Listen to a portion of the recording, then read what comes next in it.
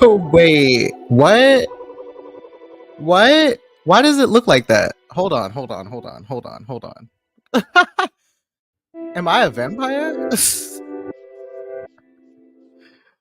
Oh my goodness. Y'all can hear me, right? Why can't you see me? Hold on. What the heck? Y'all just want to act like hello? Okay. Yo, what? That was so weird. I was not expecting that. Hey, besties. Happy Sunday. That was so weird. I was not expecting that. Woo! How are you guys? I'm so sorry I missed you last week. I woke up very late after being up very late. Totally being appropriate and doing appropriate things. Woke up last Sunday to like 5 missed texts and calls from my mom trying to figure out where I was because my grandma and my aunt were in town after they all went to a wedding, and they were like, what are you doing? Come over, we have to leave soon. I was like, oh, so I truly woke up at 11 or 11:30 and had to jet out the door. So sorry that I missed you guys, but so happy to be back with you this week. I hope that last week wasn't too hectic without fair warning of what we were getting ourselves into. It was quite hectic for me, but we survived, and now we're back. So yeah, welcome. Say hello in the chat, and let's get into this. Hold on, let me see something real quick. Mm, mm, mm, mm, mm, mm, mm, mm. Okay, I think all my settings are how they need to be. Okay, that's what was missing. I was like, I look a little too raw right now. All right, who's in here? Let's say hello. Hi, Daria. Good morning. Good afternoon. Hello, Heart. Yes, please enjoy a little background discussion while you're working on your orders. Good morning, Dr. Deb. Hi, Carrington. Hi, Lo. Leo Transits messing up my sleep again. Listen, ever since Mars left Cancer, I've just been a dysregulated mess, but we're making it through somehow. We've just got a little bit more Cancer transits left before. Well, we have a lot more Cancer transits on the on the other side of not having any more Cancer transits. So, this is what we're doing for the next year and a half, but we will get a brief break between the middle of September and the middle of October. So just hold tight. Hi, Sloan. Happy Sunday. Yeah. Cool. Okay. So what's going on? What's going on in general? Last week we didn't chat, but last week the sun entered Leo, officially reigniting eclipse season from when Mars was transiting Leo. So we are now full force in eclipse season. However, something I didn't realize, and if you have the iCals, I apologize. This was my mistake. But the new moon yesterday was not an eclipse in Leo. That was just a regular new moon because it was more than 18 degrees, I believe, away from the nodes. So that technically doesn't count as an eclipse. I thought as long as the new and full moons were in the sign of the nodes that was an eclipse, but I forget that there are some technical astro things that are involved in that. So yeah, not a new moon eclipse. However, we do have a full moon eclipse coming up in Aquarius. That one is for sure a full moon. And then the new moon in Virgo might be an eclipse. I have to double check on that.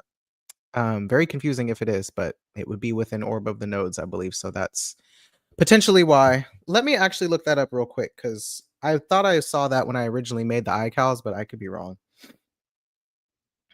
Is there in, well, let's just say eclipse dates. 2025. Mhm. Free us from these. No, I'm so serious. I don't want another Virgo eclipse. I've had enough, actually. A final partial solar eclipse on September 21st. And that is, yeah, that is a eclipse in Virgo. So one more Virgo eclipse mixed in. So that's an error on the iCals if you have one. September 21st, we do have a partial new moon solar eclipse in Virgo. And the Leo eclipse is not until the next Leo eclipse is not until next year. So in that case, we're in a double eclipse season because Mars has been in Virgo for the last few weeks. So and what are eclipses? If you're new here, eclipses are sudden changes, or well, let me start over. Eclipses are related to the lunar nodes, the north and south nodes, which, depending on which system of astrology and which like lineage and culture you study from, can mark sometimes really karmic changes, sometimes big life events and changes. I think it has a lot to do with how we're evolving as a species, as a people, big ways that progress the story of our lives forward, and send us in different directions sometimes than maybe what we were expecting. So eclipses usually bring about big, dramatic, sudden changes, or just significant life events that kind of change the direction that you need to go. It's, as I've heard some people describe it, a point in time where fate and free will kind of have a little bit of like a duke out, and I think fate tends to intervene and say, all right, enough of what you've been doing, let's do this now. You like really need to focus on this instead, so that your life can continue to evolve in a particular direction. And I did see a really cool thread about the north and south nodes from I believe a tropical astrologer on Twitter, but they spoke about the nodes in a way that I've come to understand the nodes, which is that the north node, so that's the one that looks like a regular horseshoe like this. The north node is basically teaching you how to actually digest what you consume. So while it can feel very obsessive, it can feel very consuming and being consumed, and like it's really hard to pull your attention away from that. It, I think, teaches you a lot about moderation and teaches you a lot about how to actually do something and alchemize whatever it is that you are voraciously consuming in your north node house, north node aspect of life. And then the south node, which is the one that looks like this, kind of the U-shape horseshoe. The south node is about purification in the sense of, how did he describe it? Purification in the sense of separating what's useful from like the waste products. So if the south node is the tail without a head, it is about getting rid of and purifying and detoxing in a sense, but also being able to sift through the mud in order to find the diamonds in a sense, right? So you're trying to find balance between these two things. You need both of these things in your life to progress your life events forward. And it does say something a lot about, you could say karmic fate. I don't love that phrase because of what people think of when they hear karma, but it's just like, this is your task. This is what your life's work is and mission of like trying to find a sense of balance and usefulness in both the north and the south node. So heck yeah, brother. Yeah, I like that language. Yay, I'm glad. I'm glad. So, yeah, what I want to talk about today, there is, well, Venus has freshly entered Cancer. I said the moon is in Leo. Venus will do a quick little trine with Saturn, I believe Tuesday morning, and then Saturday, Mercury enters Leo. Friday or Saturday, Mercury enters Leo. Saturday, Mercury enters Leo. So this week, not super dramatic, but I do think that Venus Saturn trine is going to be a little bit sneaky, and then Mercury in Leo just going to be loud as hell. So briefly freed from, well, not briefly freed from Cancer placements, but finally Mercury retrograde season coming to a complete end. And now we are in the season of identity crisis.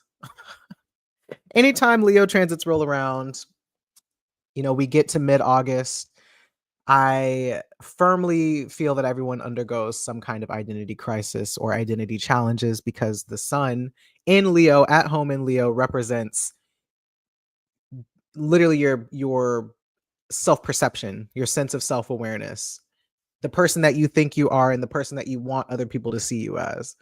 So when that time comes around, and especially after 3 years of Saturn in Aquarius, I do think we are looking at ourselves a little bit differently, seeing ourselves a little bit differently, and potentially realizing now that, like I said, Saturn in Aquarius has moved on from blocking maybe whatever Sun in Leo was doing. There's a bit of actually being able to feel your influence and your impact and the ways that you've changed as a person on your relationships. So I'll start with the conclusion first, because this is a new way that I've decided to communicate that feels more efficient to me. My conclusion for all of the transits in the sky right now in this eclipse season is that one of the main things we're working on in my notes, one of the main things that we're working on is learning when and when not to internalize other people's narratives, beliefs, the meanings that they give to things, and other people's experiences and perceptions. Like we're trying not to, or trying to figure out when to actually internalize that information and let it change us, or let those things about us change other people.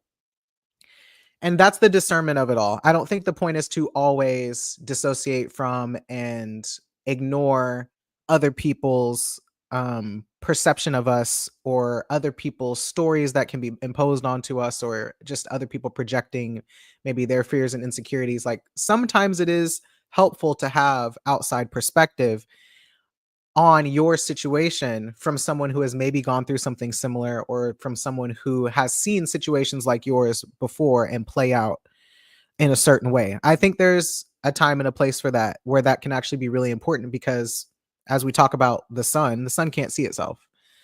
We can't see ourselves. We can't always 100% see ourselves through our own eyes accurately and um precisely. Sometimes we need somebody else to look at us, to look at our situation, to look at our experience and say, I know you think that this is what's going on for you, but have you considered this? And then of course the other side of this, which I think is where the nodes in Aquarius come in, is to say, yeah, sometimes you actually don't need to internalize that shit. Sometimes you do need to have solid boundaries around your self-image and self-perception, and you should rely more on your perception of yourself and the things that you want for yourself, and be led by those and your own truths and your own experiences. Sometimes there's a time and a place for that, where you really got to block out the haters, so to speak. The question is, how do you know when to do which one? How do you know when to internalize? How do you know when to dissociate? How do you know when to actually take it into consideration, other people's perceptions? And how do you know when to block them out and to rely on your own? Naturally, all of this is going to come back to the mutable things of trusting yourself to make that judgment, to make those discernments. But again, sometimes we just need some help. So that being said, let's start with someone who I kind of see as a wild card during this season, and that is Venus in Cancer. But first, I want to see what y'all are saying in the chat. Honor, more Leo transits, yes. Eric says, okay, glad to see that y'all survived whatever the hell energy was yesterday. Yes, we made it through. Yesterday was a little weird, but it worked out in the end. It's very hot. I'm ready for it to not be a million degrees outside constantly. I went for like an hour and a half bike ride yesterday morning and had a headache from how dehydrated I am, which, by the way, water check, drink something real quick.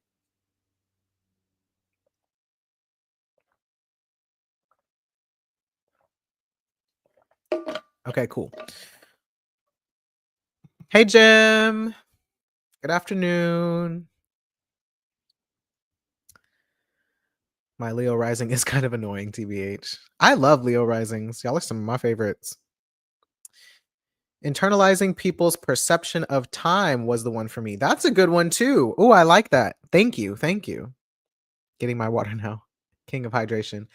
He's Prince of Hydration at the moment, really trying to get on my king shit because all my blood work was excellent, other than, hey, drink more water, boo. So cool. Speaking of water, excellent segue into Venus and Cancer. Let's talk about Venus now behaving like the moon.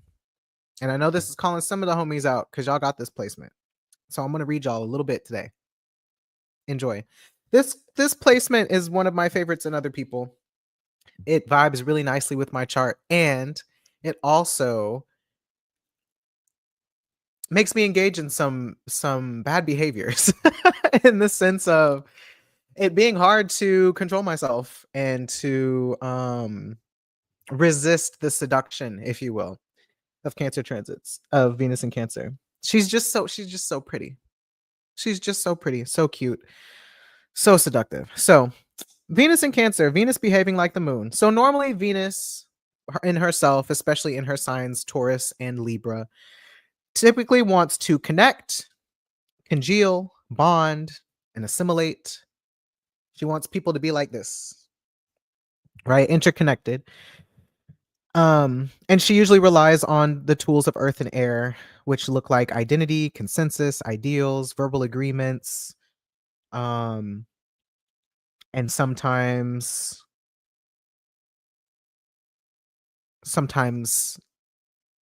well, yeah, we'll stick with those. Identity, ideals, verbal agreements, and consensus. She usually wants to use those as her tools to bring people together. However, whenever Venus is in Cancer, she takes on those moonlight qualities where instead of using those tools, she wants to use her body, her emotions, and her needs as a way to connect, but also to conceal and to manipulate. Now, Venus, we go through this annually. When we talk about manipulation in terms of Venus, I mean it in the neutral sense. Manipulation is simply to make something behave in a certain way. Sometimes manipulation is just like getting people to adhere to the status quo. Sometimes manipulation is just, if I need someone to cut the grass, I'm going to pay them money. Like, I don't know that's not really manipulation, but when taken to extremes, manipulation and coercion, they kind of, one begets another. Manipulation in the neutral sense, when taken too far, becomes coercion, which is, coercion to me is really about making people feel like they don't have a choice if they want to avoid a certain outcome. So keeping that in mind, Venus in Cancer, I think because it's water and water deals so much with the body and emotions, and it's also just a very relational tool. Sometimes Venus in Cancer feels like wanting other people to, or actually, I wrote this down. Hold on. Let me not think out loud. Did I write it down? Maybe I was just thinking it. I think what Venus in Cancer wants to do, let me just read what I wrote. Thoughts are all over the place. Venus in Cancer, because it's ruled by the moon, means that it changes with the moon. Your needs, your emotions, your feelings, your desires, they kind of change every couple of days based on wherever the moon is, right? Something you might want one day, you might want something different another day. It ebbs and flows with the tides and with the passage of time, right?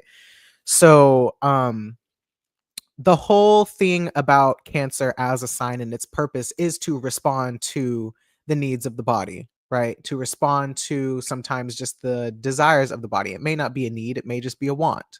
And that's why on Instagram, I posted, whenever I announced our class today, a bunch of screenshots of Whoa Vicky being like, your flesh will embarrass you. I'm battling with my flesh. The flesh is never satisfied. That's why things start getting weird, as in fetishes and gay stuff. The flesh is weak, but the spirit is willing. Your flesh will kill you. I fight every day with my flesh. It's a constant battle. Like that's Cancer to me, especially if you are a person with any other cardinal sign, Aries, Cancer, or Aries, Capricorn, or Libra. It's just this feeling of being overcome by your body and its sensations and feeling like you got to respond to it immediately in order to feel a sense of peace, in order to feel a sense of calm and regulation and like, okay, I can relax. And I just think that's hilarious. So whenever Venus is in Cancer, I find, or at least my thought is that if the moon is trying to manage its feelings and emotions by meeting its needs immediately, Venus in Cancer will use other people in order to make itself feel or not feel a certain way, right? The moon is all about getting other people to respond to it because it's the baby. It's the baby and it's the mother. It's both needing to be nurtured, or it's both nurturing and nurturing others, nourishing others, being nourished. Like there's just so much responsiveness involved there. And when you bring Venus into it, it means I need somebody else to respond to my needs. Usually, it's also feeling like you need to be responsive to other people's needs. Exactly. The grandma is the baby. It's a two-way street of, and I've noticed this with people with Venus in Cancer. It is very much like, okay, I'll scratch your back, you'll scratch mine. If I'm going to show up for you, bend over backwards for you, I need you to show up for me and bend over backwards for me. Like we're both going to do it. But I do find, because it is Cancer, this is no shade to the Cancers out there, it is a little bit more self-centered sometimes. If you do find yourself constantly trying to manage other people's emotions, manage other people's needs, show up for other people, the whole people pleasing thing, some of that is self-serving. Not a bad thing, but some of it, sometimes when I say self-serving, it means I feel so much distress when you're in distress that I would rather you not feel distressed first. Because if I can keep you from feeling distressed, that means I get to relax. But if you're distressed, I don't know how to let you be distressed and be distressed at the same time. So one of us needs to not be distressed. Let me fix it. Let me help you. Let me do something for it. I think sometimes too, there's, when we talk about control, manipulation things, it's literally just the control aspect of, I feel out of control when this person is crashing out. I feel out of control when this other person is having big feelings. I feel out of control, or maybe it's even like my safety feels threatened when this other person's feelings are big and all over the place. So I need to respond to this other person's needs. And by doing that is a way of me responding to my own needs. So that's what I'm talking about. And then, of course, when taken too far, depending on the situations, that's where you get into some other kind of weird control and power dynamics around that. So based on the rapidness which y'all are responding, it sounds like this is something you guys have experienced or can relate to. Um, yes. Yeah, the sense of urgency especially. And it's really a sense of immediacy, like I need it now. This needs to change now, and I will scream at the top of my lungs until it does. It's very much squeaky wheel gets the oil stuff, right? Why is this me and my mama? And yes, also that brings up mother stuff. You know, whether it's directly you dealing with your mom or someone coming along reminding you of your mom, or a situation that you're dealing with that reminds you of some dynamic with your mom, all of that's implicated in these Cancer transits, as well as other general family dynamics. My Venus in my first house Venus is a control pest. Yes. Cool. That clarified people pleasing. Absolutely. And like, listen, I saw somebody say this recently as well, talking about like the fawn response and people pleasing. Like I think we've shamed and demonized these things enough. What we're really talking about when we say that is that you grew up in an environment where it was advantageous for you to fawn and to people please. You would not have survived otherwise. And while in your adult life, this can imply a lack of boundaries sometimes, as a child and during your upbringing, and sometimes even today as an adult, there are situations where it makes more sense for you to fawn and people please in order to stay safe, or in order to not rock the boat, or whatever it is, and to avoid whatever it is, in order to just get through a moment. There is nothing wrong with that. That is a strategy. There are some situations where you shouldn't use that strategy, yes, but it is a very useful, very effective strategy that we all do from time to time. There's never going to be an instance in your life where you are 100% authentic, shaking shit up all the time, and it's going to work out for you. Like sometimes you got to put your hands up and say, blah, blah, I'll do whatever you say.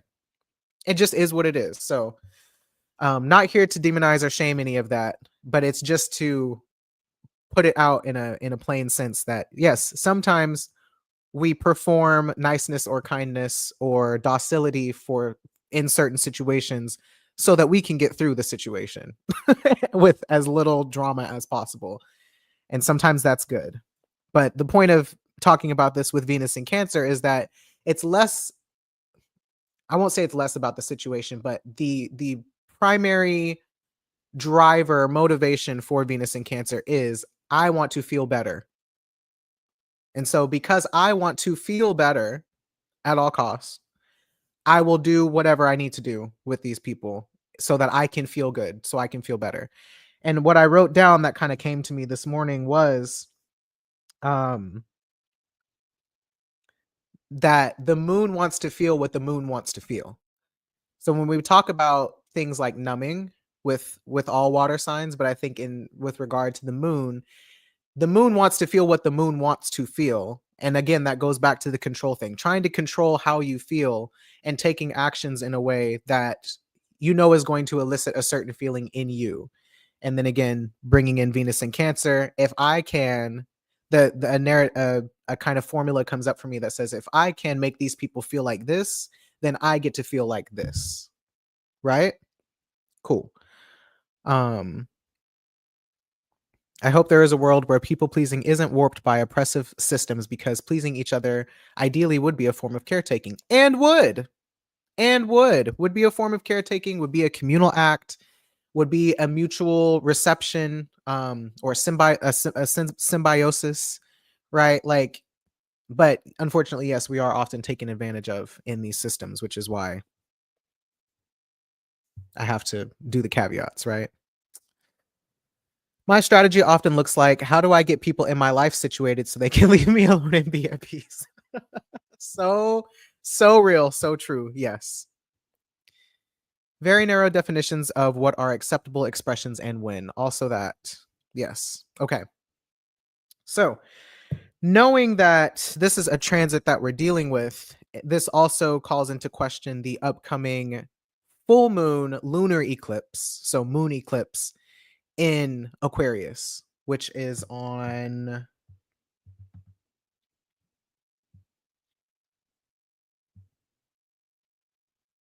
September 7th, 21 degrees Aquarius. That eclipse is why I feel like Venus is a sneaky player during this eclipse season, because it's our only moon ruled placement at this time. And the moon in Aquarius, kind of shifting gears, is when the moon, who wants to be responsive, who wants to elicit responses in other people, who wants attention and wants their needs to be met, now has to behave like Saturn. And if you know astro, the moon and Saturn are opposite ends of the spectrum. Just like Dr. Deb up here just said that Venus and Capricorn in this transit is uncomfortable, right? Like Capricorn and Aquarius are opposites of Cancer and Leo, the Saturn opposites of both of those placements. And especially like when it comes to the moon in Aquarius, this is an awkward place for the moon to be, because it is in the moon in Aquarius is in the 8th house from the sign Cancer. So there's an exchange happening between Cancer and Aquarius that feels like Cancer is having to sacrifice something oftentimes. And I think in some ways maybe Aquarius feels like they have to sacrifice something too, but especially for Cancer, Cancer feels like they have to give something up in order to gain the benefits of Aquarius, but we'll come back to that. So the moon in Aquarius, with the moon behaving like Saturn, means that the moon, who normally wants to nurture and be nourished, to consume and to immediately respond to itself, and again, the moon who wants to feel what the moon wants to feel and have a sense of control over that, instead, when the moon is in Aquarius, feels like it has to use air, the tools of air, which are language, words, the imagination, concepts, and a sense of self, identity, self-concept, in order to feel embodied and connected to itself and others. So I'll say that again a little bit more shortly.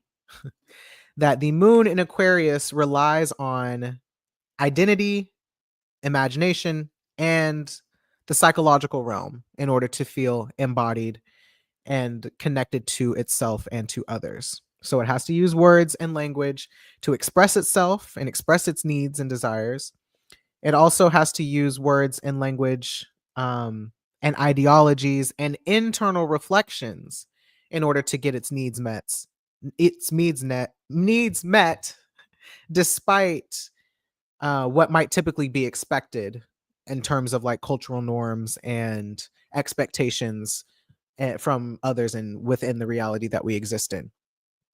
So that last part, I kind of want to flesh out more because when I've worked with Aquarius moon people, there's a struggle to feel their own feelings because oftentimes their feelings have been dismissed, usually due to some aspect of their identity and dismissed due to whatever their role in the family is. So if there is an expectation for you to fade into the background, or rather if you exist in a family structure that doesn't recognize like doesn't acknowledge or attune to certain aspects of your identity, like being a biracial child and growing up with a white mom, right?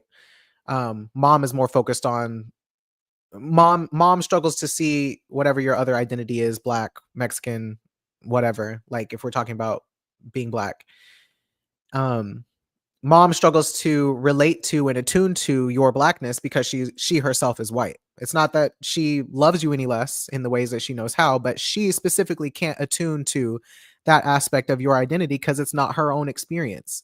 So in a way, your mother would have to really take the time to sit and conjure up an image in her own mind of what it's like to be a black child in order to attune to you. And if she doesn't do that, if she instead dismisses and decides that she doesn't see color and therefore doesn't see you, then there's a whole aspect of yourself, your personhood, that gets disregarded, and that kind of gets erased through that relationship with mother that then detaches you and dissociates you from your own needs with respect to that identity. Same thing if you are, I love using the example of non-binariness for Aquarius moon because you know how it is. If you're not totally androgynous in a way that people really can't tell one way or the other, if you fall more into femme or into masc, then people will just put you in a camp, and sure, they might use your they them pronouns, but in their minds they're still just seeing you as whatever identity you present as. And that then feels like it erases your experience of your own gender, your own personhood, right? So there's something about this Aquarius moon thing that feels like it's really hard to feel fully connected to some aspect of your identity if somebody else hasn't attuned to and reflected that aspect of yourself to you. You can know in your own mind that it exists and that you feel it, or that, I don't know, you can know in your own mind that that experience exists for you, but the reality is when you're out in the world, and this is where Taurus comes in that square with Aquarius, is that when you're out in the world, people are going to treat you the way that they see you oftentimes. And so the experience that you as a biracial child might have in comparison to someone who is dark skinned black, right, are going to be different because of the ways that society has reflected your identity back to you.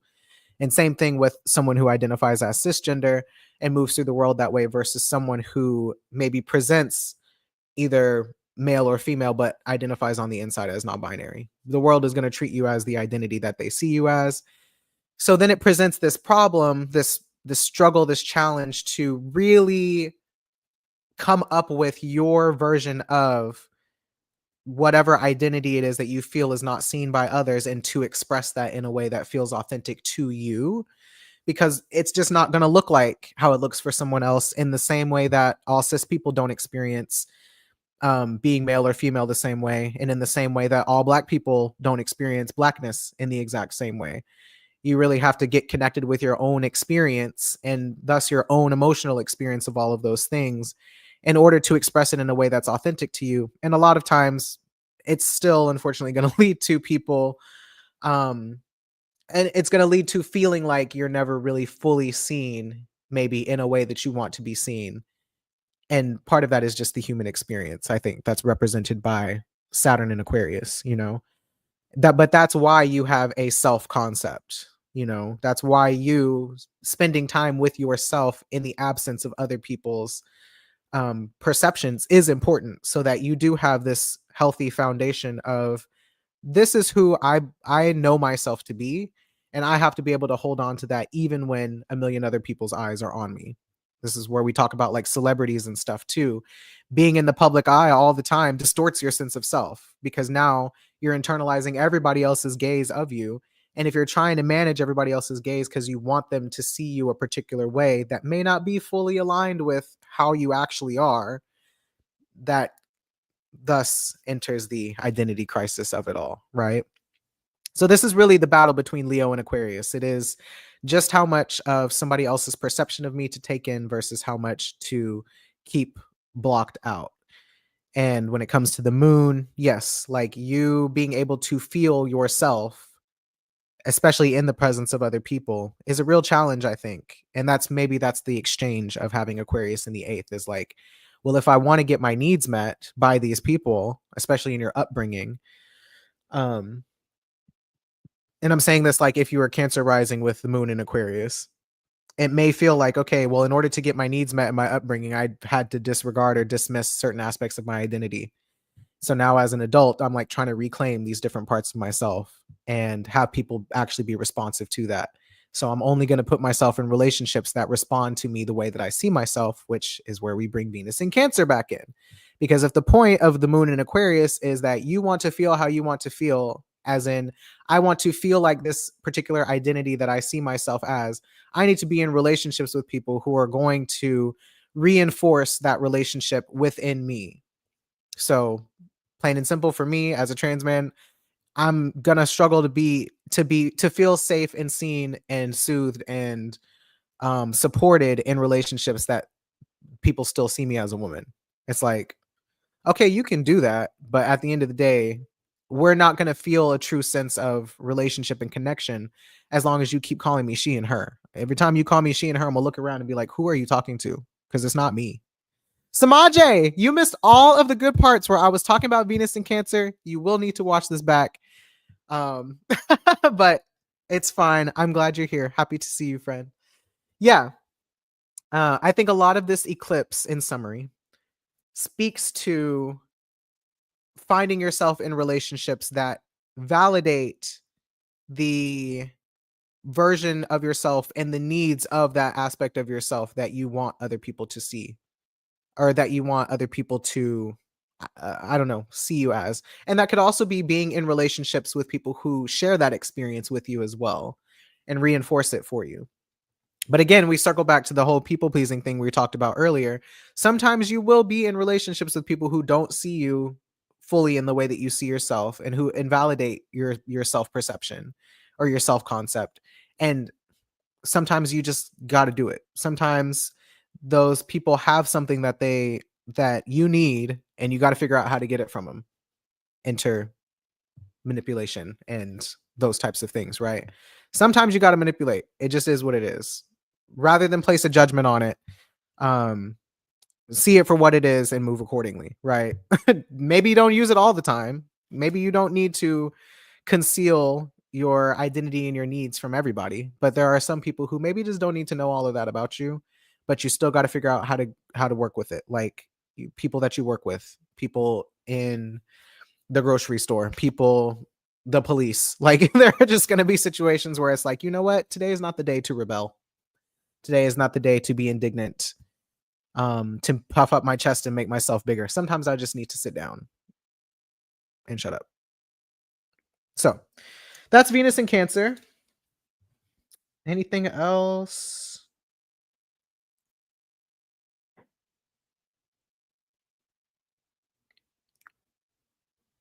I'll stick with that for now. We'll circle back around to it. Now, our other big player coming up that I talked about was Mercury in Leo. This literally was me yesterday watching a brawl unfold. This is so real. Okay. Saying a lot today. Stimming. Mercury in Leo. I'm sweating. Ah. Little star while I talk about the stars. The next part, Mercury and Leo. This is now Mercury behaving like the sun. So normally Mercury is a yapper. Mercury is a learner, an informant, and it's an explorer as well. Mercury is the only planet that can go to and from the underworld and the heavens and come back to itself each time, right? In Leo, however, Mercury must explore using the mind and the intellect in ways that influence others, and also change how people perceive them. Mercury uses identity, dignity, and self respect to learn and express itself while also avoiding humiliation and insecurity. I was going to say inferiority, and I will also add that. Mercury wants to be known. Mercury in Leo wants to be known. Well, actually, I take it back. Mercury in general does want to be known and understood. I think that's a central characteristic of Mercury. And in Leo, Mercury wants to be. Oh, wait, let me start over. Mercury wants to be known and understood and trusted in general as the learner, the yapper, the informant, and the explorer. But Mercury in Leo specifically wants to be known, seen, understood, and trusted for who they actually are, while also wanting you to know and see what they want you to know and see about themselves. So switching gears from Aquarius back to Leo, Leo really is, this is the image that I project out because this is what I want people to see of me. It is ironically a way of, I was going to say it's a way of dissociating, and that's not really what I mean, but it is a way of, we talk about projection a lot when Leo transits come up, and projection, quite literally like a projector, puts an image up on a screen that it wants you to see, and the screen has to hold that image. So the projection part for Leo as the person doing the Leoing, as the person doing the projecting as an image of yourself, is saying, okay, I'm going to put this image out here. This is what I want people to see. And hopefully they will actually see it that way. But then the reality of what ends up happening is that everybody has their own mind, their own eyes, ears, and their own biases and prejudices and beliefs and narratives and et cetera, et cetera. Everybody has their own Jupiter that is going to see that image and impose meaning onto it that may not be exactly what you were trying to convey as the person putting that image out there. So if I could think of a concrete example of that, I mean, I think art is just a great example. You can, like abstract art especially, the artist might have a certain intention that they want you to listen to this song. Oh, I have a great example. Okay, so Ariana Grande has a song called what is that song called? Let me find it real quick. It's on the Dangerous Woman album.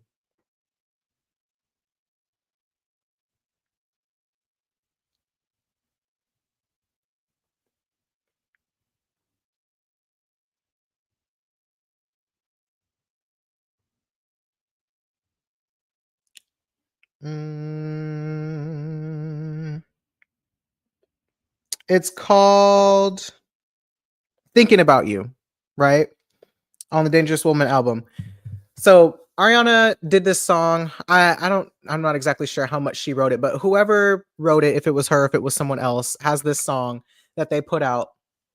And everybody listened to this song and thought that it was about missing someone who died and like grieving. So people are listening to it and they're like, oh my gosh, like just in tears, sobbing the first time they heard it because they thought the lyrics meant something about like missing someone who was never going to return or missing someone who died. And then you find out the actual intention of the song was that she's talking about touching herself when her lover's gone, waiting for them to come back. Like those two completely different themes. Did they know when they released this song that people were going to perceive it in the way that they did? That's completely different from what she actually intended with those lyrics. All you can do is put the image out there and then people are going to receive it the way that they receive it. I feel like that's the challenge with Leo, is that, yes, I want this to be seen in this particular way, but at the end of the day, people with their own eyes, ears, and brains are going to see it and impose thoughts and ideas and meanings onto it that are maybe not congruent with what I was trying to express. So I feel like Mercury then in Leo, having that experience is just a lot of like, wow, I said this thing that I wanted to be perceived a certain way, or I said this thing, did this thing, whatever, that I wanted people to perceive me a particular way by saying it. And maybe some people do receive it in a way that's in alignment with how you meant it. People will also take it to mean whatever they want it to mean. And I think that drives Leo up the wall because you are trying to manage. I won't say manage, actually, to reel that back in, because the sun is still in Leo. Leo then is in a position where they feel like some aspect of their sense of self and identity is damaged by being misperceived. And in this case, misunderstood. If you don't understand me saying this thing, sharing this information, whatever, and like you use that information to make an assumption about me and my identity that is incorrect, then it's going to make me, I'm going to like spiral and have an identity crisis. Like, oh no, that's not who I am, you know? And sometimes people will also use your words or things that you've said or expressed before, especially taken out of context, and try to paint a picture or an image of you that is humiliating, that does make you seem smaller, less intelligent, less wise, less informed, whatever it is that Mercury would prefer to be seen as. So, trying to figure out a way to say this more directly, but if I am okay, another good example for Mercury and Leo specifically. If I When I was in school, something I didn't realize until I got a lot older was that a lot of times my professors and classmates at these predominantly white institutions actually thought that I was not that smart. They were very dismissive of me and things that I had to say and kind of just overlooked me. And I didn't know why that was for the longest time. I just assumed that maybe I was wrong. Maybe I didn't know what I was talking about. Whole time, it's racism. It just didn't occur to me because I was a child. But whole time it was racism because they already have an idea in their minds that they see a black person is automatically inferior to them in whatever ways, especially intellectually, right?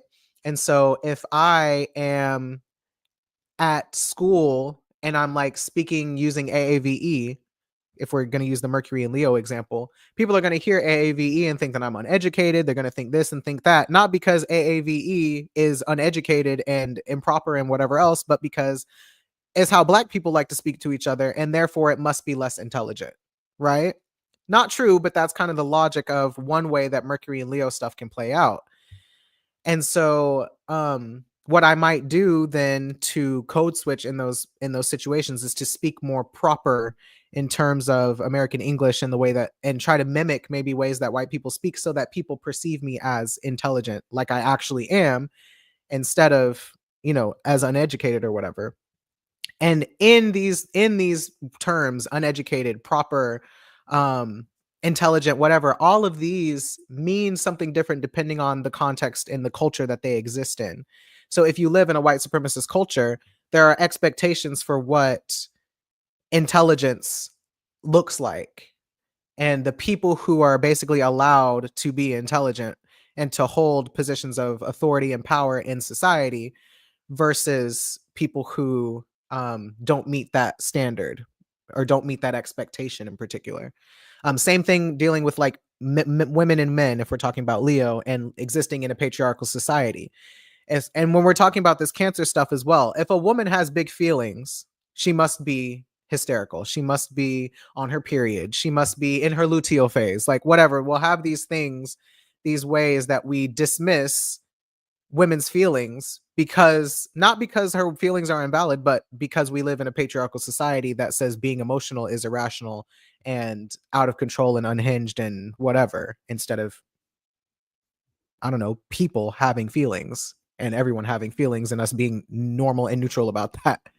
So that's what I mean whenever I say Mercury in Leo is using or realizes that identity plays a role in how they express themselves based on the influence that they want to have, the authority that they want to have over what they're speaking about, and how people receive that.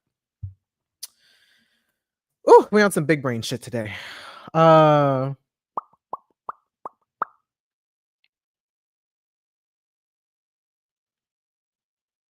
yes. So, because Jupiter is still in Gemini and now our only planet in Gemini at the moment, but I forgot to write Mars also being in Virgo still.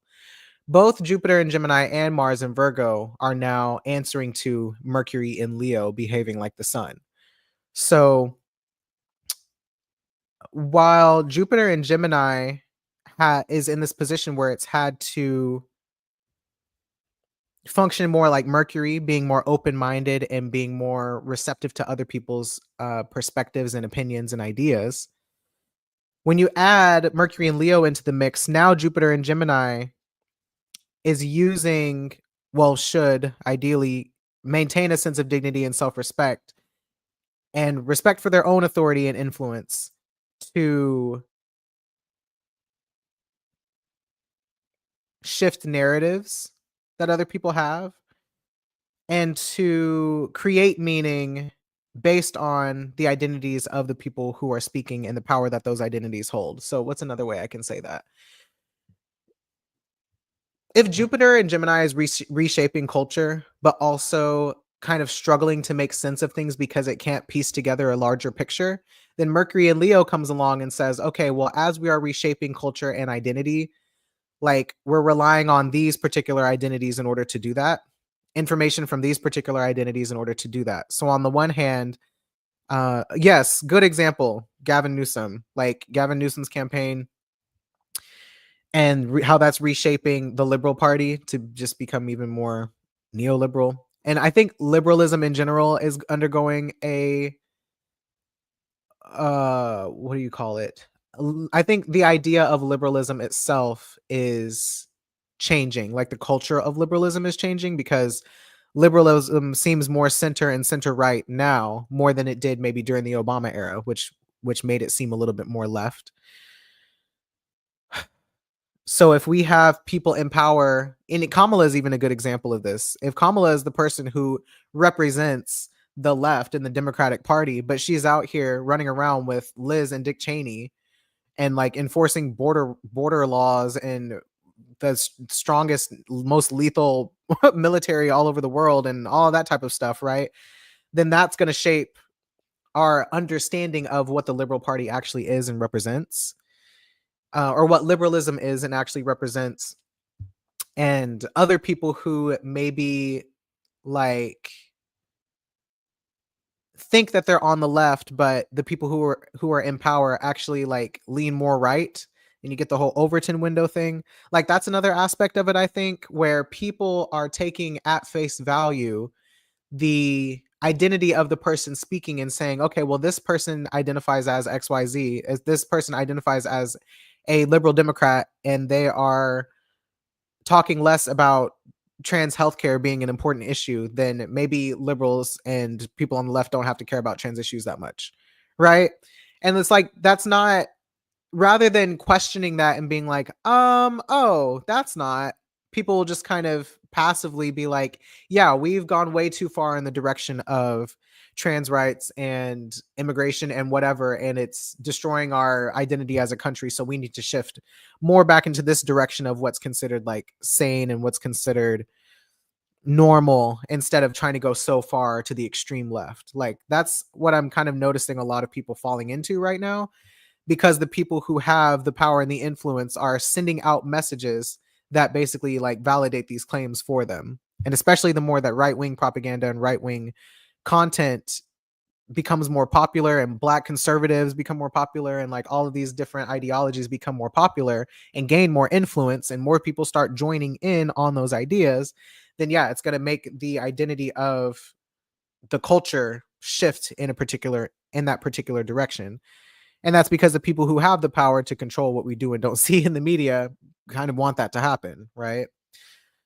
So I think Jupiter in Gemini, unfortunately, is an agent of chaos and naivety at this time, where we're just a lot more susceptible to propaganda and we're a lot more susceptible to um, authority figures and the narratives that they are sharing. Now, on the other side of this, if we maybe bringing in Mars and Virgo as the literal evidence, which I mean, Mars and Virgo has its upsides and its downsides too. Relying on things like statistics and data and things that we are physically witnessing and experiencing, and seeing the ways that that contradicts some of the larger public messaging that we're getting. In some ways it can help our cause in terms of getting closer to the truth of what people are experiencing and what's going on. But it also, again, functions as an agent of chaos, stirring up narratives and beliefs and data, and weaponizing statistics and things like that to also push their agendas and narratives too. So I've gone into a political lens on this because Leo stuff inevitably brings up issues with the president and issues with other people who have power, especially men in power, and the influence that they hold over a nation and society. Like I would expect to see more misinformation and stuff that seems like it should be obvious that you shouldn't believe it, but for some reason people are just kind of like, well, you should have just complied type shit. What are y'all saying in the chat?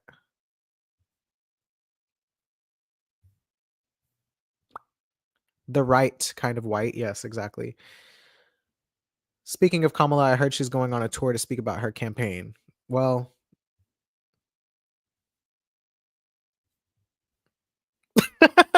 case in point. It's like, what if I don't want to pick a version of fascism? What if I don't want to entertain a trolley problem? Exactly. And that is the question I think that we should be asking as a dignified people with a sense of self-respect, and like not even just a sense of self-respect, but feeling entitled to our values and having our values represented by people in power. I also think that that's mixed up in this thing too, because if you start getting into this mindset that you have to pander to the Democratic Party rather than the Democratic Party actually listening and responding to you, then yeah, you're going to fall into this thing where you're like, we've shifted too far left, and now it's become unreasonable and detached from reality, and so we should shift more right so that our politicians will listen to us. No, that's not how that works. That is a form of, I would say, humiliation, that is shrinking yourself and making yourself and your needs and your I don't know, it's like self-humiliation. It's not believing that you are worth accommodating and worth having people actually validate and conform to. If we were to stand on business and stand up for ourselves, we would say this. We would say, look, I don't want none of that shit. Actually, none of you guys represent me. None of you guys, what you're projecting out is not something that I identify with, and therefore you will not be getting my support. You won't be getting my money, my donations, my vote. If we were a society that well, one, we would need to have a coherent identity and a collective identity that we all agree with. In order to do that, we've been divided intentionally so that we don't. But in an ideal world, yes, with our shared identity, we would stand up and say, hey, this is not who we are as Americans. I don't want to be this, and you guys don't represent me, so I'm revoking your power to govern me. But alas, we are instead in this situation of having to choose between, not even having to choose, but just having to endure really shitty version of fascism. But yeah, I would say on a personal level, this is where we circle back to this whole thing of internalizing versus dissociating from other people's narratives, projections, this, that, and the third, because ultimately we come back to Saturn and Pisces from both the Aquarius eclipse angle and from the Jupiter and Gemini angle, because Saturn is ruled by Jupiter and Saturn is also ruling the eclipse. So we always come back to Saturn and Pisces in this case of trust and discernment and meaning making, because again, meaning is changing right before our eyes. And if we don't do something to intervene in that way, and in our personal lives, if we don't see ourselves in the experiences that we're having and respond to those experiences, and at times allow ourselves to be influenced by maybe people with different identities than us, who see a situation differently than maybe we can't see because we don't have the vantage point for it, right? It's like we've been talking about how for Black people and immigrants in the US, fascism has been our reality the entire time. It may not look as obvious as the Nazi Holocaust in Germany, but it's been going on here with chattel slavery and everything that's gone on since then, as far as disenfranchising and marginalizing Black communities, queer communities, so on and so forth. And so we would have a perspective that white cishet men, white cishet people may not be able to perceive until they start experiencing fascism themselves, right? And so then we circle back to this whole idea of like, well, even if it's not conscious, I would imagine there's this idea of, well, I'm white. Why is this happening to me? Things must be getting really bad, because usually this is something that only happens to those people, when those people have been trying to tell you for years and years and years, hey, it's escalating, it's coming for you, you're next. And at the same time, you shouldn't have to be next in order to care about this thing, but I digress. Same thing that we've been doing with Israel and Gaza. Like, hey, what they're doing in Gaza, one, is fucked up, and two, will happen to us if we continue to allow it to happen over there. Like, and we're back to square one with Venus and Cancer as well.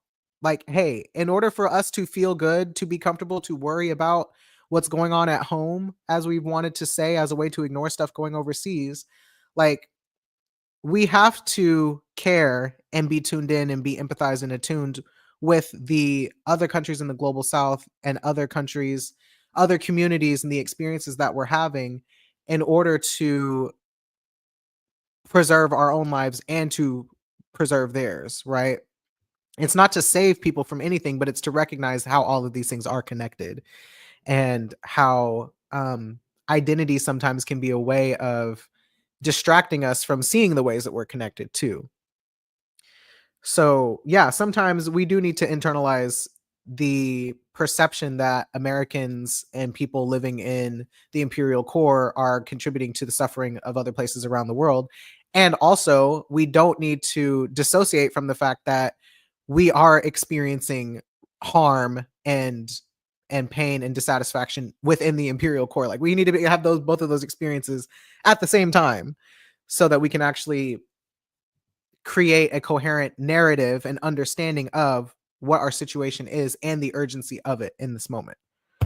Whew. In that.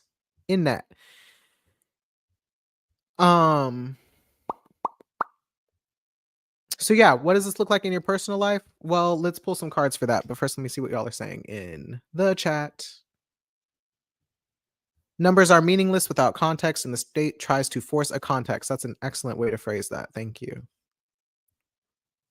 Statistics are narrative interpretations. I will die on this hill. Absolutely. 100%. Science is subjective,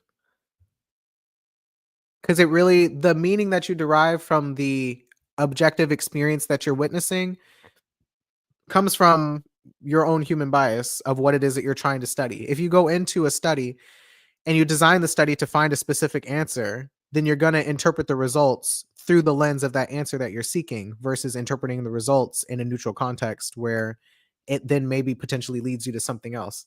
Great scientists will have results and be like, oh, this isn't what I was expecting. I wonder what this means, instead of trying to force a conclusion. Sometimes, especially in capitalism, it's like they're trying to force a particular conclusion without acknowledging that, oh, there's a whole other world encapsulated within this data that maybe we should explore,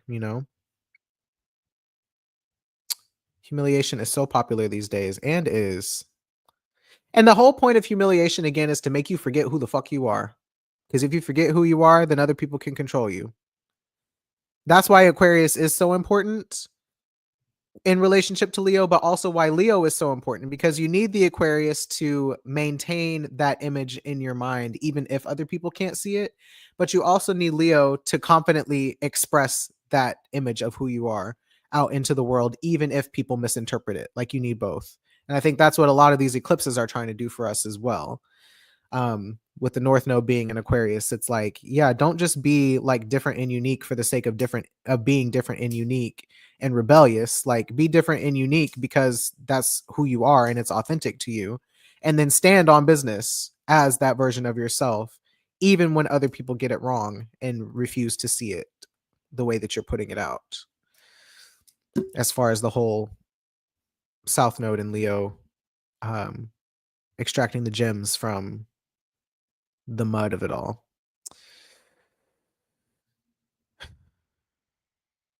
Trying to wake up other white people about white supremacy is hard when they just don't want to see it, and most really don't want to see it. And I think that fits into the conversation too, because it's like, at the end of the day, when we talk about fixed signs, we're talking about shame. Like, part of the reason you might not want to see yourself as a person who can also do harm is because that's going to put, again, this whole thing, it's going to put your concept of yourself in jeopardy and lead to this ego death of sorts. It's like, oh shit, I've been doing this thing that I've like rallied so hard against my whole life without even realizing it. What does that say about me? What does that say about the type of person I am?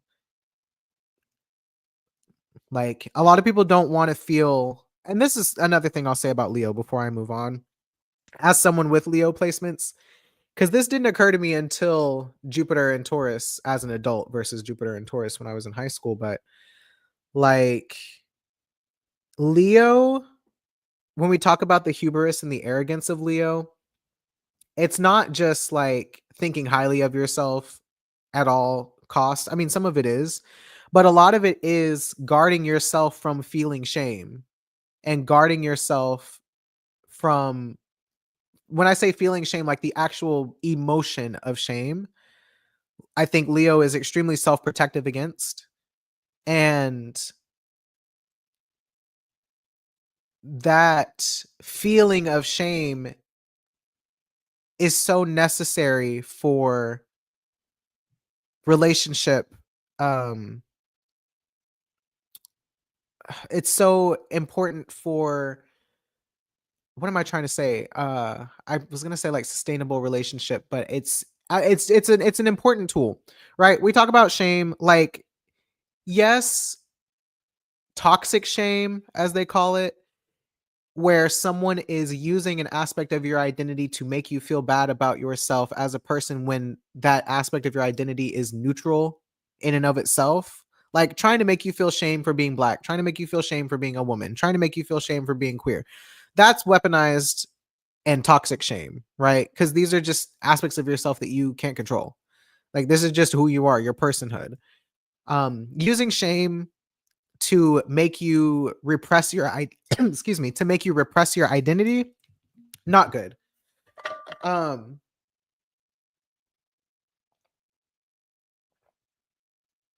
but the shame that makes you be a better human to other humans by not doing bad behaviors, that's good. That's good. You should feel shame when you harm people. I don't know. Controversial take, maybe. It doesn't have to mean, and I think where people get tripped up is that shame in the pro social sense, you don't have to internalize shame in the pro social sense as I did a bad thing, therefore I am a bad person forever and can never change. No, no. Shame as in I did this bad thing and I feel really bad about it. I mean, people would call that guilt. And I also used to distinguish between the two. Maybe they're the same. I don't know. My point is, if you feel like, wow, I don't like the person that I am when I do this thing that hurts other people, I feel like that's okay. Like, that's normal. It's rational. It's really icky and painful to be like, wow, I did this thing that is just so not like me and so not the person that I want to be out in the world. Like, oh, that just feels so icky. And I never want to be that person. I feel like that's healthy. I don't know. To then like, okay, now it doesn't have to become your identity, right? That you did this thing or this thing happened to you that felt really icky.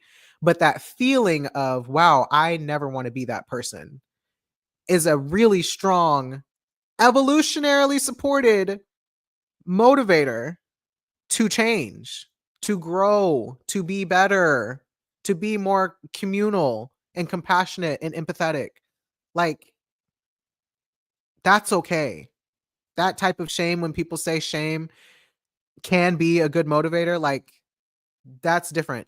And I think what Leo can do sometimes, unfortunately, is block you from feeling that sense of, I don't want to be that person that feels so icky. I think sometimes Leo is like, look, I did what I did and I said what I said.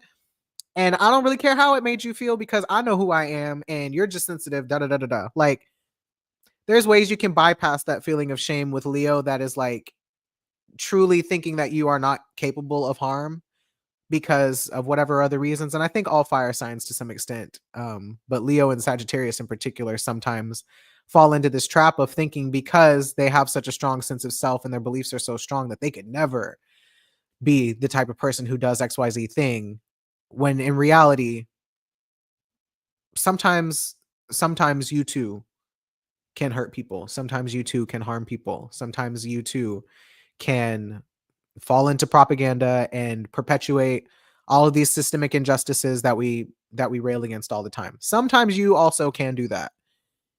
And again, it doesn't have to be the entirety of your identity and sense of self, which I think is why Leo is so protective of it, because they don't want to, when we talk about internalizing shame, we don't want to only see ourselves in that light. And if someone in your life at some point has only seen you through the mistakes that you've made, then yeah, of course you're going to be self-protective against the mistakes that you make. Of course you're always going to be defensive. Of course you're going to also try really hard to never make a mistake. And if you do, jump through hoops to try and justify it so that it doesn't alter your sense of self. But again, the point is not to have such a rigid sense of self that you only see yourself in one particular way. The whole point is to have a flexible sense of self that you can acknowledge all aspects of your humanity, take yourself off of the pedestal and realize, like, look, I'm flawed just like everybody else. I'm also great just like everybody else and entitled to dignity and respect just like everybody else. Right? So you got to figure out how all of those things can go together. And again, going back to the mutable of it all, it is a lot of that is I think during these types of transits, a lot of that is psychological, um but it's also emotional and relational too. If we're talking about Venus and Cancer trine Saturn and Pisces, like some of it is a felt experience as well, which is where, like I said, the shame comes in, but also the empathy, the compassion, the sadness. Like Cancer is in the 12th house from Leo, and I think for Leo it does feel really vulnerable to feel the feelings that come with, you know, making mistakes or getting it wrong or being perceived in a way that you don't want to be perceived. So Leo is looking at that Cancer shit like, I don't want anything to do with that. Actually, keep it over there. It feels too all consuming and it's hard for me to mentally escape all of those things. But that's information too, you know. The meaning that you give to your feelings and the stories that you tell about why you feel a certain way or why an experience you had made you feel a certain way, like all of those things are really important to consider, along with the person that you see in your head of yourself, who you want to be and want to be seen as. All of those things can exist at the same time, but they also really depend on each other to get an accurate understanding of self and way to present that out into the world.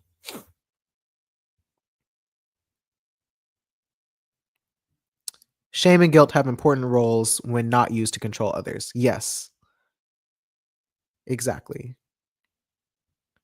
I know people who literally cannot say sorry and it has frozen them. Yes. Cooperation is the key to survival, and guilt and shame are tools to access it. Agree. Agree. One benefit of ADHD is constantly fucking up and learning how to apologize. So true. Yes, Jim, people need to understand that regarding the pandemic. Yeah. Yeah.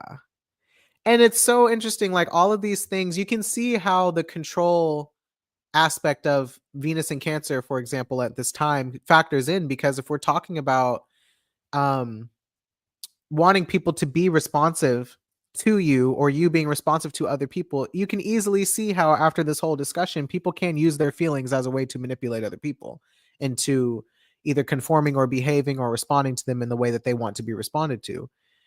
And again, sometimes not a bad thing, sometimes not a great thing when you're intentionally using it to control someone. But if you yourself are just having an experience of, wow, I really feel bad about that, I feel bad about how I made this other person feel, and I don't want either of us to have to feel that way. So let me take some accountability and change the way that I behave moving forward. Perfect.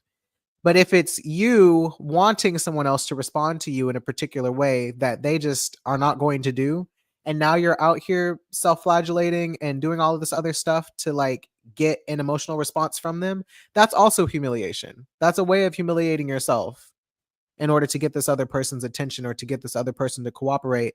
When really, if you got to go that far, that's probably just not the relationship for you. You know, comes up a lot with relationship discourse. Like, if you really got to go all out of your character to get a man to respond to you, baby, leave that man. Leave that man. Stand up, exactly. And I'm gonna always say it. Stand up. You don't need to do all that. You should think highly enough of yourself and have enough self-esteem and self-worth about yourself to know when you are in a dynamic that you do not deserve the treatment that you're experiencing. And instead of doing all of these other things in order to get this person to act right, just go find somebody who will act right. So go find somebody who respects you and will do right by you. Cause all that other stuff is embarrassing. Sorry, I'm gonna say it as a resident Leo. It's embarrassing. As the resident Sun and Mercury as in Capricorn, it's embarrassing. You think that it's like it's making me think of Huda from Love Island. She thinks that all that stuff she was doing is her standing up for herself, and I use her as an example because she does have Sun in Leo and Mars in Cancer. All that crying and going on, just everything she was doing. Like, yes, you're allowed to have feelings and be upset by things, but the particular ways that she was crashing out were so obviously trying to manipulate him into being someone for her, excuse me, for her to soothe whatever wounds that she had going on, instead of recognizing that maybe we're just incompatible. Maybe we're just projecting and I'm making a villain out of this man who is just some guy. Like, most men are just some guy. They really are, myself included. Most men, just some guy. If you got to do all that, yeah, forget the love spells, dump his ass. Don't be out here putting nothing in his spaghetti, okay? Put nothing in his shoe. Like, stop it. Stand up, walk away. Go find somebody else.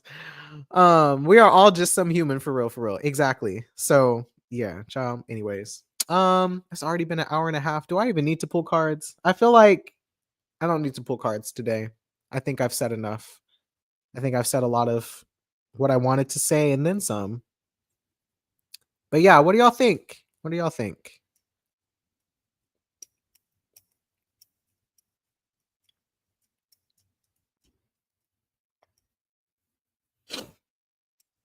I think somewhere where this could potentially be tricky, since we are talking about Venus in Cancer, Trine, Saturn in Pisces, and the whole Leo thing of other people's perception of you, and the whole Gemini thing of getting everybody's input. If you find yourself in relationships, whether that's romantic, friendships, business partnerships, working relationships, whatever, where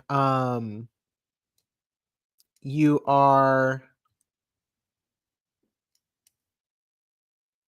trying to trust your own intuition about the situation based on what you've experienced versus people's outside opinion on it. I think an important thing to ask yourself while you're sifting through all of this information is, what outcome do I want from this situation? Whatever it is, what outcome do I want from this situation, this relationship, whatever? And how can I go about getting that resolution authentically without betraying myself and without gaslighting myself that I do or don't need it to change, right? And the answer looks different for everyone, but I think getting really clear when we're dealing with Cancer transits, when we're dealing with Leo transits, um, I think getting really clear on what outcome it is that you actually want. And even like if there's a particular feeling that you want, um, it's good to ask yourself, it's always good to ask yourself why that's the outcome or the feeling that you want to have. But it's also just good to ask yourself, okay, how can I go about getting that? And then doing that consciously with somebody else who can hear you or writing it down in a journal or whatever so that you can see the ways that you may or may not be manipulating a situation or trying to control or manage a situation that is out of integrity. Because I think at the end of the day, the whole point of all of this, with it being eclipse season and Leo stuff, is to be in integrity and to be authentic to yourself instead of falling into all these other psycho-emotional traps that we've just discussed, because I think doing it unconsciously or subconsciously is when you start getting into some coping strategies that may not get you the results that you want. But when you do it consciously, like, okay, this is the outcome I want, how do I get it? Then you can literally see the different routes that you would take and the potential outcomes that they could each have, instead of just like falling into your wounds, right? That's my thought. And that way you're not immediately doing what everybody else says and thinks you should be doing, but you're also not disregarding the reality of your situation in order to do something self-serving. There's a nice in between in there somewhere that is grounded in reality. It helps to be in community with people who can show you who you are in the moment with compassion. Excellent. Also, yes, that, very much that. People who can see you, like there's someone tweeted this a while back, I think, or maybe it was from relationship school, I don't know, but they were talking about, I know for sure in relationship school we talked a lot about how friends sometimes don't give the best relationship advice. And I'm not a person who is anti-friends in your relationship, because I do think you need other people to be aware of what's going on in your relationship, just because without that it's easy to fall into abuse dynamics or other harmful situations if nobody else knows what's going on. But I think as much as like a lot of your friends don't give great relationship advice, because a lot of times they're just projecting, and if they're not your therapist, or if they're not someone who has all of the skills and life experiences to help you navigate that in a way that is what you want, they'll just project their own stuff onto it, their own beliefs and narratives and things. And then sometimes that can mess with your relationship in a way that you don't want it to. I've definitely been there and I have regrets. But bye Eric. But I think if you have friends, and if you as a friend can just be more curious and ask people questions about what they are experiencing and like how they are feeling and what it is that they want out of a situation, instead of you deciding for them that they should get out because you care about them and whatever. Like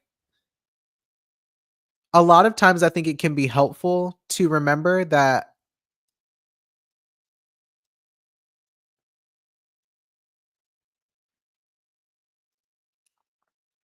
a person who is not in a legitimately unsafe situation, right, that involves like abuse and violence or whatever, they probably just want to feel seen in their distress, to feel like somebody understands why they're upset, and then to know how to resolve this issue with their partner.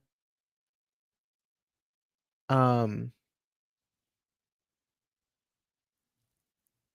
and so helping people self-reflect, helping your friends self-respect, and just helping your friends hear themselves when they talk honestly is like, it goes a long way.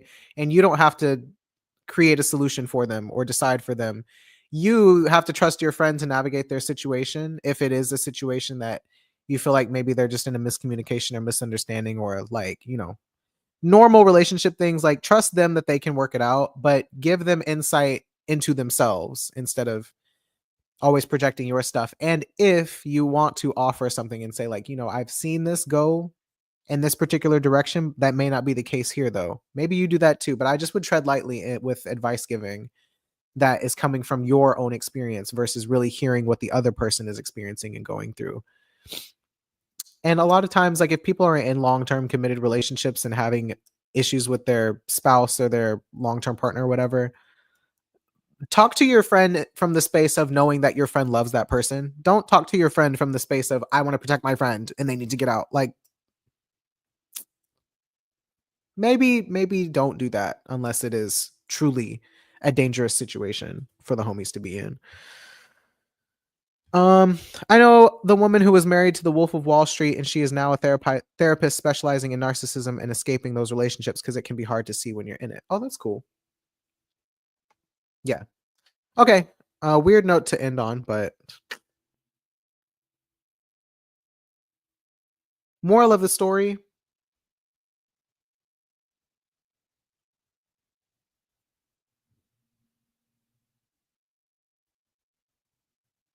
I don't know what the moral of the story is. There's a lot of morals. Um, it's really important to be true to yourself. So be in relationships that allow you to do that. That's the moral. Cool. Okay, you guys, thank you so much for listening and hang out with me today, and for your inputs and your comments in the chat. As always, books are still open. If you want some spots for September and October, you can get them every Monday, every other Wednesday. And I'm going to try to do an eclipse post on my Patreon. I tried to do one for the Leo eclipse and felt a lot of writer's block about it, so it didn't happen. But that was probably because it wasn't a Leo eclipse. So maybe I'll try to do one for the Aquarius eclipse and see how that goes, since it's actually an eclipse. And I will also try to do a post for all my free members as well. Probably about attention and validation, but also maybe not. Hey, HP. I'm about to wrap up, but it's so good to see you. I hope you watch the playback.